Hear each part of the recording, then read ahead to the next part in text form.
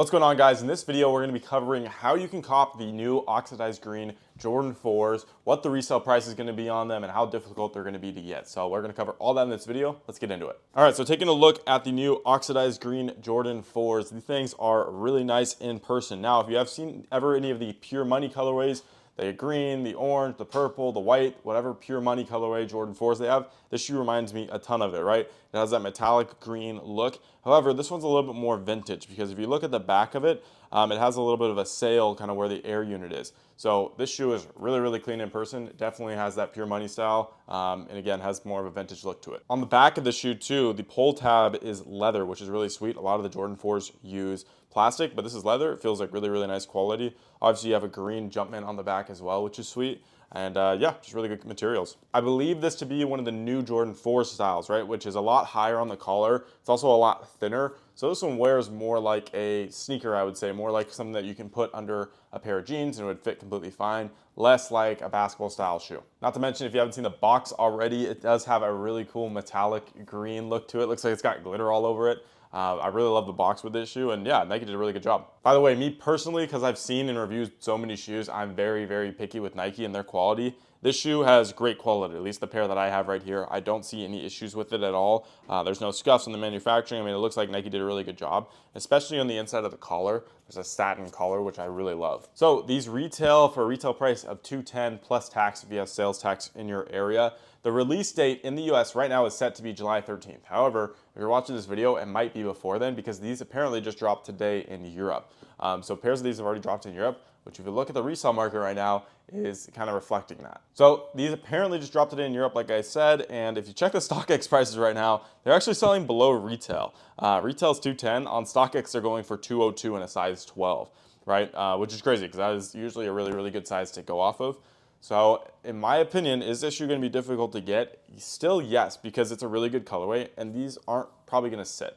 I could see these selling out and people are going to want to buy these. However, do I see these selling for $250, $240 where you can make any money on StockX? Not really. It's always difficult when Nike releases shoes in Europe first because that can really affect the resale market. They don't get nearly as many pairs, right? They really don't.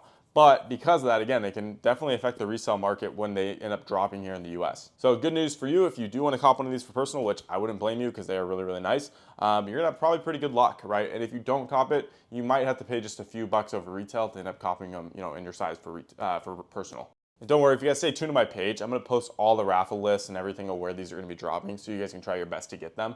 All right, because if you are a reseller, these are still going to be profitable. If you're paying $210 a pair of these, or if you start finding them at outlets and you're getting them under retail, like I hope we're going to be getting them under retail, then you're definitely going to make money on them. But even at $210, there are people locally that will pay more than that. There are people that will buy these for $230, they'll buy them for $250 from you locally, so they don't have to pay shipping or anything, and it's all, you know, under the table, whatever. People will buy these for those prices. And, you know, it might not be super consistent on StockX or GOAT, which is where I don't recommend selling. But if you have a marketplace, you have a following, you have people that you can sell to, you can make money on this shoe for sure. Question, should you hold this sneaker or not? I really never ever recommend holding sneakers at all, unless it's something you actually really like and you just like having the shoe. Like you can see behind me, I think I have those Oregon Duck Air Maxes. I have no intention to sell those. I think that's cool. Shoe's really cool. I'm from Oregon. I really like that shoe. I don't care if that shoe goes up or down or not. This shoe, however, do I believe it's going to go up in price over time? I do. It's a really clean colorway. People like this type of green and this vintage, and it's a Jordan 4. I mean, it's perfect. Does that mean you should hold it? No. Right? When I say it's going to go up in value, I mean it's going to be like $230 this year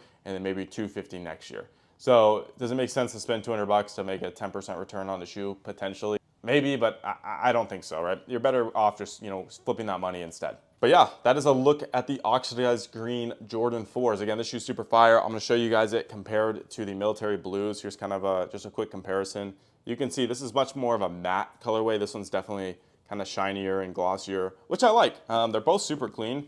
I mean, you can both wear them, you know, with no issue. The sole on this one is a little bit more yellow versus this one's white. So this is white here, this is more yellow.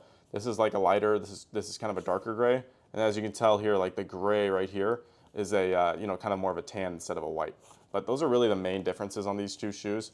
And then obviously the inside liner on this one is cotton, this one's satin. Satin's always, I mean, it just makes everything nicer. This is such a smooth, nice material. Nike does a really good job with their satin. So that's it. Hopefully you guys enjoyed this video. Hopefully you can get a pair of these when they drop. This is a great summer shoe, great winter shoe. Again, this is a really, really good shoe in general. So I wouldn't blame you if you try to cop a pair. And let's hope they end up sitting, so you can get them at outlets for under retail, because I'd love to pick up a pair or two of these for 150, 140 bucks, which again, I do think is going to be possible. So my name is Caden. Thank you guys for watching this video, and have a good rest of your day.